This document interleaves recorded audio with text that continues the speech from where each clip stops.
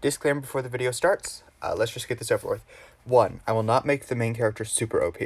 That does not sit well with me. I do not like doing that. That is a trope I hate. 2. I am going a different route than the usual reincarnation stories. He will inherit the abilities and the memories, yes, but he will not take on the personality. He will stay Izuku Midoriya as we see him in the manga and the anime. That will be his personality, mild, meek, and he will have slightly more confidence in himself, especially because he will have this power that he's trying to keep hidden, but he knows that if worse comes to worse, he can rely on it. Last thing before I start, I am new to this, so please don't hate on this. I am new to oral storytelling. There will be a lot of pauses while I'm trying to think of something. There will be a lot of me coming up with things on the fly. There might be incorrect information because I've only read volumes 1 through 15. No, not 15. Sorry, 1 through 10 of Jujutsu Kaisen. So I am up to that point. I just want to let you guys know anything after that I have not read yet. So this will be my take on the character Gojo Satorou. To start, okay. Now that's over, let's get into it. Gojo Satorou, the so-called strongest jujutsu sorcerer, has died. Unfortunately, his death is not the end of his story. We pick up right after Yuji just killed Gojo. Sukuna had fully taken over and used Yuji's body to pierce through infinity and stab Gojo in the heart. As such, Gojo didn't have a chance. He is dead now, and his soul is leaving his body. Fortunately for him, though, however, God has seen his karma. God has seen all the good he's done and decided to give him another chance, because it was a life cut short unfairly. However, God can't resurrect. That would throw off the balance. So, God chooses to give Gojo a new body. And fortunately, a soul has just passed on. Unbeknownst to everybody, Midoriya Izuku. Now, their souls will combine. I'm not going to make it so that it's Gojo in Izuku's body. It is Izuku Midoriya. He just has the memories of Gojo Satoru. Midoriya Izuku, age 13, committed suicide. Bakugo Katsuki's warning to go jump off a roof and pray for a quirk in the next life hit him harder than Bakugo was expecting, and so he did. Especially after he was told by All Might, you can't be a hero without a quirk. You can be a police officer, but not a hero. And that caused Izuku's heart to break. Izuku proceeded to, after All Might had left, he proceeded to climb over the railing on the top of the building. And he let go. Falling down faster and faster. Izuku closed his eyes, hoping it would be over, hoping it would be painless. And he hit the ground. But it wasn't. He didn't die. He tried, but he couldn't die. And so, that's where we pick up. Gojo has just integrated into Izuku's body, Izuku's soul, giving him access to all these memories that aren't his, all these abilities that overload his capacity, that sort of make him black out. He crumbles. He collapses to the ground, none the wiser. Around 3 hours later, Izuku Midoriya wakes up. He doesn't feel different, but there are all these odd memories flashing through his head, memories that aren't his, that he knows he never made, memories of someone else. The first thing he sees when he's looking back through is a pink-haired student stabbing him through his chest. Then that same pink-haired student when he saved him. He looks back at the loss, the love, and the joy that Gojo has felt throughout his life and gets this feeling that he should know who these people are. He should understand why He felt pain when looking back on them, but he doesn't. He doesn't understand it. He doesn't get why he sees these people. He doesn't get why these people are causing his heart to clench every time he looks at them. And it scares him. He gets up. He walks out of the alleyway. Not before checking himself out, seeing the blood on his clothes, seeing the oddly shaped arm that looks like it was snapped and suddenly healed. He trudges home. He hears the explosions from the sludge villain, but he trudges home. He doesn't care. He's given up. Arriving back at the Midoriya residence, Inko instantly starts to panic upon seeing Izuku. Quickly take him to get washed off, making sure that he's okay. And upon checking, there is minor cuts and bruises, but there is no lasting damage. It calms her down a bit, but Izuku is confused. He knew he jumped off a building. How did he get out with just a couple of bumps and bruises? How did he survive? But he can't figure it out. Even looking back through these foreign memories, he does not understand how this would be possible. And so, he just ignores it. He goes to bed, and lets unconscious swallow him whole. The blackness, the darkness of the night, giving him peace. But then everything goes white. Now, this is where I'm going to bring in an aspect that was introduced via One for All, the Mindscape. Izuku is in an all-white space. There are no walls, it looks like it's infinite, but there is another person. The same person he saw when looking in a mirror in his memories. He stares at this person, confused to who they are, why they are here. But the person just smiles and vanishes, almost as if he never existed in the first place. Obviously, this confuses Izuku, but he went to bed. He thinks he might just be having an odd dream. He's looking around. He's trying to find a way out, but he can't. He can't find a way to escape the dream. He can't find a way to find this other person who he just saw in this dream. He wants to chase after them. He has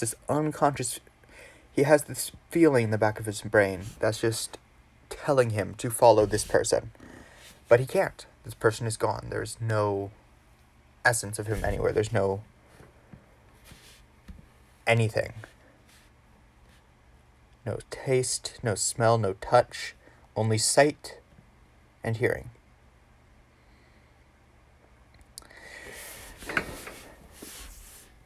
Izuku looks back through the memories that he was that were forced upon him, the ones that he doesn't understand who he was or what they were. But as he does, the white void shifts, turning into this large library of a room. Books covering the shelves, odd names, file cabinets, all with dates, names, and one singular name stuck out to him. Gojo Satorou. He feels this name has some sort of significance to him, but he doesn't understand what. And so he walks towards this thick blue book, this book that looked like it had thousands of pages that would have hundreds of stories, hundreds of words on it, and he opened it. There was nothing. It was completely blank. However, upon flipping the first page, something felt off. As if there was this foreign energy invading his body, sort of warming up his fingertips, warming up his arms, traveling up towards his brain. And suddenly, he woke up, none the wiser to what had went on in his dream the previous night. Midoriya trudged out of bed. He didn't want to go to school. He didn't want to deal with another day of the bullying. He was done. He had suffered enough, or so he felt, and he wanted to leave. He wanted to be free. But fate wouldn't let him do that, would it?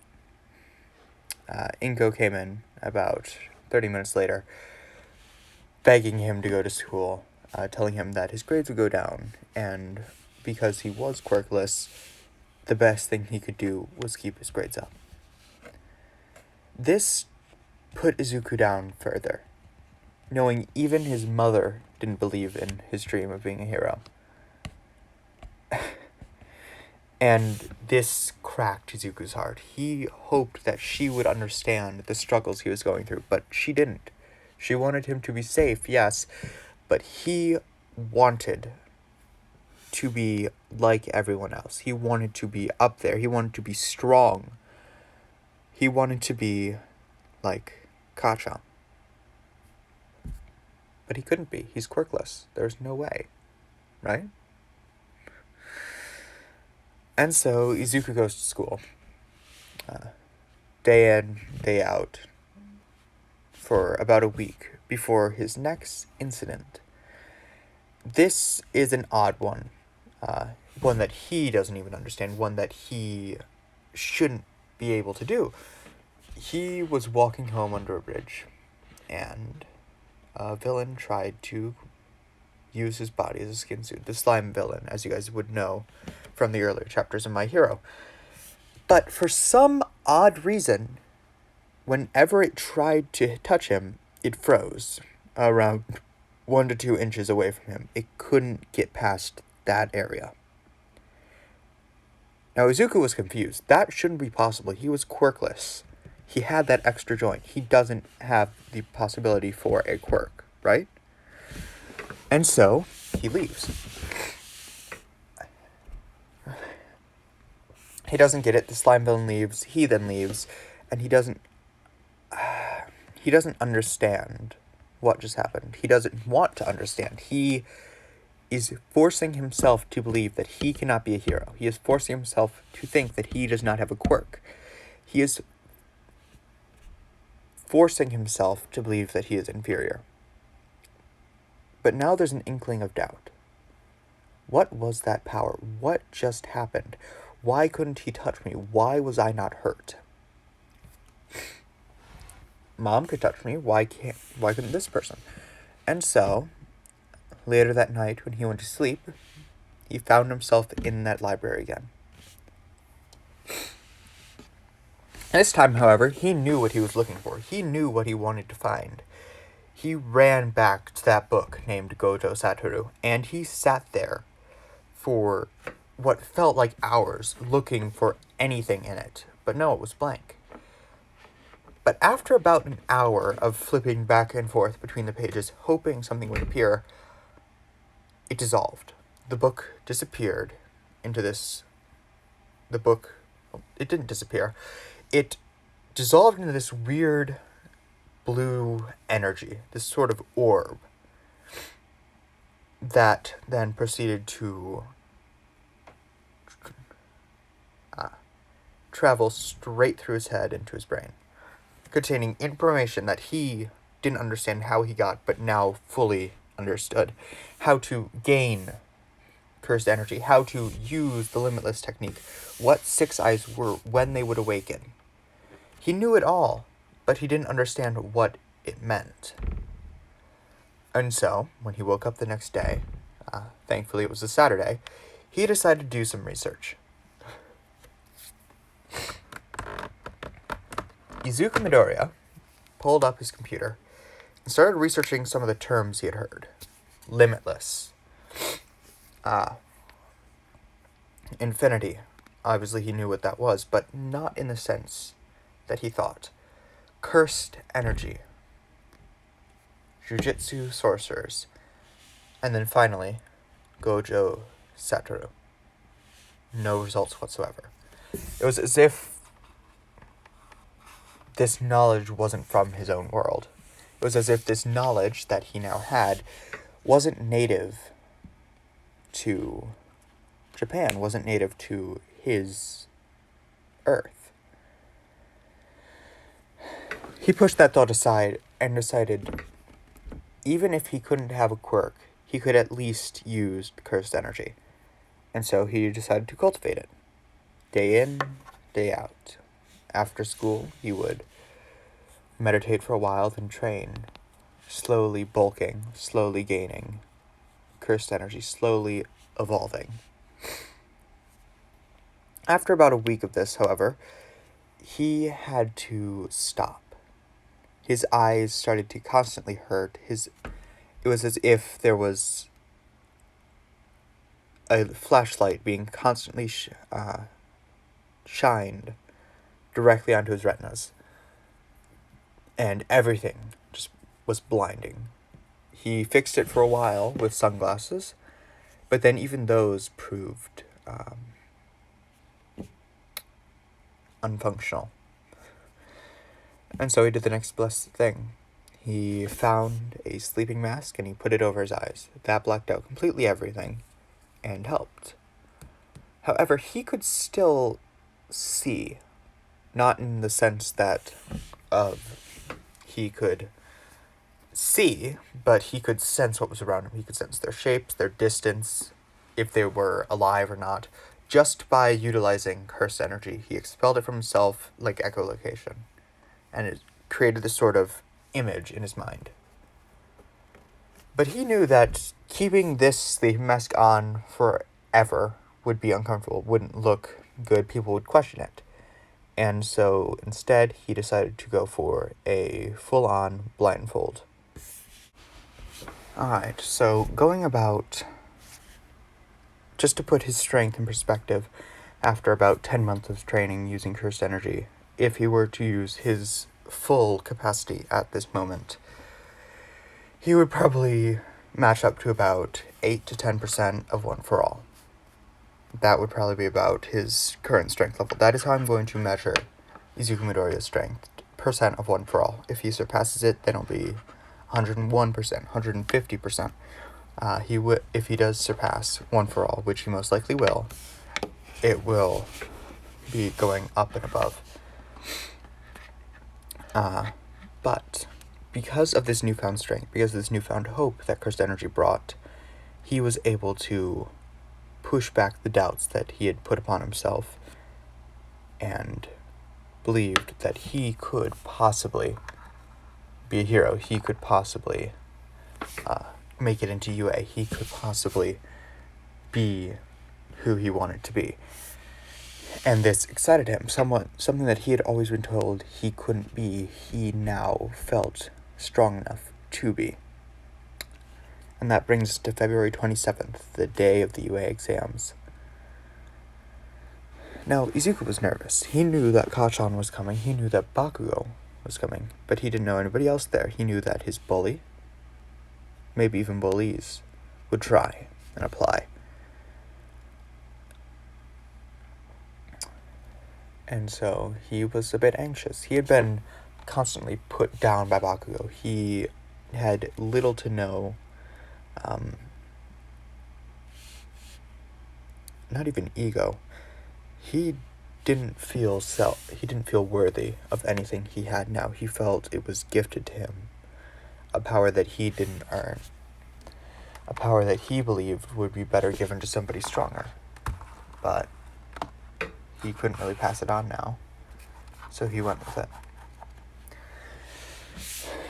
We all know how the originals went down. He went into the UA exams and then proceeded to only destroy the 0-pointer, making it barely in with 60 rescue points. Now, that won't happen this time. He will be able to take down a couple of the 1 and 2-pointers. But I'm not going to really go into that till we hit that part of the UA exam. The end of today's video, which is just coming up around the corner, will probably be the start of that part of the exam. So, Izuku goes in. He doesn't trip this time. Instead, Uraka trips, and he catches her. They talk for a bit, or Uraka talks, Izuku blushes. And they head out. They head in, sit down at the auditorium, and unluckily for Izuku, he is sitting directly next to Bakugo. President Mike comes out on the stage and starts giving his speech, calling out for somebody to yell back, "Hey," wanting people to respond to him, wanting to explain everything that was going to happen. And he did. He explained the 1-pointers, the 2-pointers, the 3-pointers. But before he could get to the 0-pointers, a familiar-looking blue-haired boy with engines on his calves spoke up. "Excuse me, there seems to be a fourth robot here. Fourth robot here." Izuku rolled his eyes, a bit annoyed at this, but he continued to think, unknowingly thinking out loud, until it was brought attention to by Ida. "And you there, in the back, with green hair, can you stop mumbling?" I know, my voice isn't that good. I'm tired, I'm sorry. It would probably be better if I can be louder. Izuku blushes and hides his head, embarrassed that he was called out like that. But President Mike diffused the situation as quickly as possible, explaining that he hadn't gotten to that point. But yes, there is a robot worth 0 points, one that shouldn't be chased after because it would reward the least amount of points. It wouldn't help out a person at all. And then they were sent to the testing room. Izuku did study this time. He studied a lot more than last time in terms of the paper test. And he felt he did good. He didn't know, but he had actually managed to get a 95% on the UA test. UA written test. And as he left, he was ushered towards his city, City F. I don't remember the exact city that Izuku had to go to for it. I'm just going to say F. F will be the one he's at. And Izuku was excited. He knew he was strong enough to take down at least a couple robots before everybody else killed him. And he was confident that he could handle himself. And that's where we're going to end it, with Izuku staring at the gate to his testing city.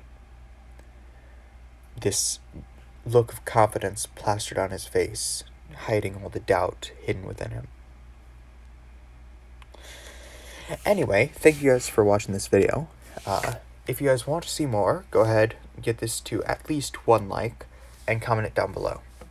I will try and upload a different what if or a second part to this as soon as possible after we hit a 1 like goal.